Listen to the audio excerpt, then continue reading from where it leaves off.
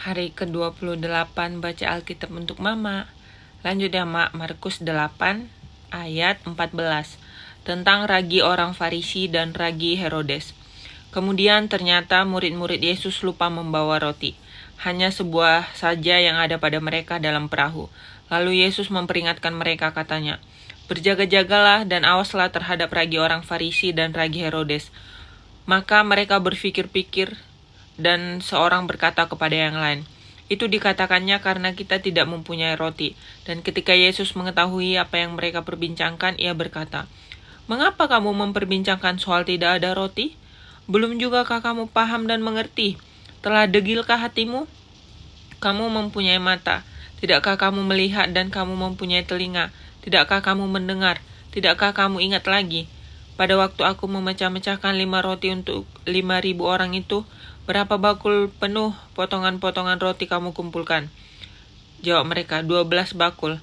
Dan pada waktu 7 roti dan 4.000 orang itu, berapa bakul penuh potongan-potongan roti kamu kumpulkan? Jawab mereka, 7 bakul. Lalu katanya kepada mereka, "Masihkah kamu belum mengerti?" Yesus menyembuhkan seorang buta di Betsaida. Kemudian tibalah Yesus dan murid-muridnya di Betsaida. Di situ orang membawa kepada Yesus seorang buta dan mereka memohon kepadanya supaya ia menjamah dia. Yesus memegang tangan orang buta itu dan membawa dia keluar kampung.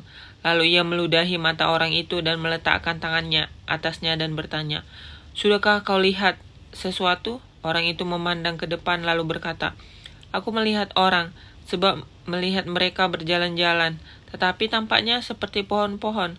Yesus meletakkan lagi tangannya pada mata orang itu, maka orang itu sungguh-sungguh melihat dan telah sembuh, sehingga ia dapat melihat segala sesuatu dengan jelas. Sesudah itu Yesus menyuruh dia pulang ke rumahnya dan berkata, "Jangan masuk ke kampung." Pengakuan. Kenapa ini? Pengakuan Petrus. Kemudian Yesus beserta murid-muridnya berangkat ke kampung-kampung di sekitar Kaisarea Filipi. Di tengah jalan ia bertanya kepada murid-muridnya. Katanya, "Kata orang, siapakah aku ini?" Jawab mereka, "Ada yang mengatakan Yohanes Pembaptis, ada juga yang mengatakan Elia, ada pula yang mengatakan seorang daripada nabi." Ia bertanya kepada mereka, "Tetapi apa katamu, siapakah aku ini?" Maka jawab Petrus, "Engkau adalah Mesias." Lalu Yesus melarang mereka dengan keras supaya jangan memberitahukan kepada siapapun tentang dia. Kalau misalnya Mama, kenapa ini macet-macet? Kalau misalnya Mama ditanya, "Siapakah Yesus?" Mama jawab apa? Kalau aku ditanya, "Yesus adalah Tuhan." Stop. Lanjut ya, Mak. Gak tahu aku tadi kenapa macet-macet. Pemberitahuan pertama tentang penderitaan Yesus dan syarat-syarat mengikut dia. Kemudian mulailah Yesus mengajarkan kepada mereka bahwa anak manusia harus menanggung banyak penderitaan dan ditolak oleh tua-tua, imam-imam kepala dan ahli-ahli Taurat, lalu dibunuh dan bangkit sesudah 3 hari. Hal ini dikatakannya dengan terus terang, tetapi Petrus menarik Yesus ke samping dan menegur dia. Maka berpalinglah Yesus dan sambil memandang murid-muridnya, ia memarahi Petrus, katanya, "Enyahlah iblis, sebab engkau bukan memikirkan apa yang dipikirkan Allah, melainkan apa yang dipikirkan manusia." Lalu Yesus memanggil orang banyak dan murid-muridnya dan berkata kepada mereka, "Setiap orang yang mengikut aku, ia harus menyangkal dirinya, memikul salibnya dan mengikut aku. Karena siapa yang mau menyelamatkan nyawanya, ia akan kehilangan nyawanya. Tetapi barang siapa kehilangan nyawanya karena aku dan karena Injil, ia akan menyelamatkannya. Apa gunanya seorang memperoleh seluruh dunia, tetapi ia kehilangan nyawanya? Karena apakah yang dapat diberikannya kepada ganti nyawanya? Sebab barang siapa malu karena aku dan karena perkataanku di tengah-tengah angkatan yang tidak setia dan berdosa ini, Anak Manusia pun akan malu karena orang itu apabila ia datang kelak dalam kemuliaan Bapanya diiringi malaikat-malaikat kudus. Katanya lagi kepada mereka, "Aku berkata kepadamu, sesungguhnya di antara orang yang hadir di sini ada yang tidak akan mati sebelum mereka melihat bahwa kerajaan Allah telah datang dengan kuasa." Yesus dimuliakan di atas gunung. 6 hari kemudian Yesus membawa Petrus, Yakobus, dan Yohanes, dan bersama-sama dengan mereka ia naik ke sebuah gunung yang tinggi. Di situ mereka sendirian saja. Lalu Yesus berubah rupa di depan mata mereka, dan pakaiannya sangat putih, berkilat-kilat. Tidak ada seorang pun di dunia ini yang dapat mengelantang pakaian seperti itu. Maka nampaklah kepada mereka Elia bersama dengan Musa, keduanya sedang berbicara dengan Yesus. Kata Petrus kepada Yesus, "Rabi, betapa bahagianya kami berada di tempat ini. Baiklah kami dirikan 3 kemah, satu untuk engkau, satu untuk Musa, dan satu untuk Elia." Lalu ia berkata demikian, sebab tidak tahu apa yang harus dikatakannya, karena mereka sangat ketakutan. Maka datanglah awan menaungi mereka, dan dari dalam awan itu terdengar suara, "Inilah anakku yang kukasihi, dengarkanlah dia."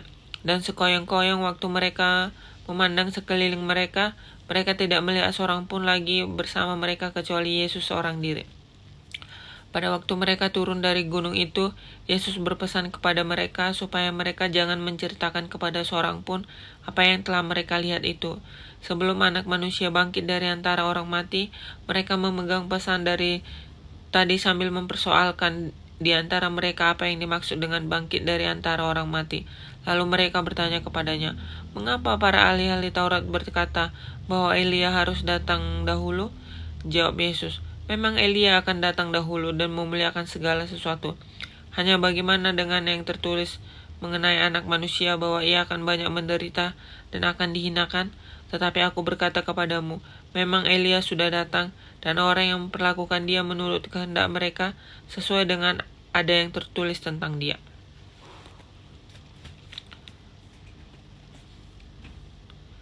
Yesus mengusir roh dari seorang anak yang bisu. Ketika Yesus, Petrus, Yakobus, dan Yohanes kembali pada murid-murid lain, mereka melihat orang banyak mengerumuni murid-murid itu, dan beberapa ahli Taurat sedang mempersoalkan sesuatu dengan mereka. Pada waktu orang banyak itu melihat Yesus, tercenganglah mereka semua dan bergegas menyambut dia. Lalu Yesus bertanya kepada mereka, "Apa yang kamu persoalkan dengan mereka?" Kata seorang dari orang banyak itu, "Guru, anakku ini kubawa kepadamu karena ia kerasukan roh yang membisukan dia. Dan setiap kali roh itu menyerang dia, roh itu membantingkannya ke tanah.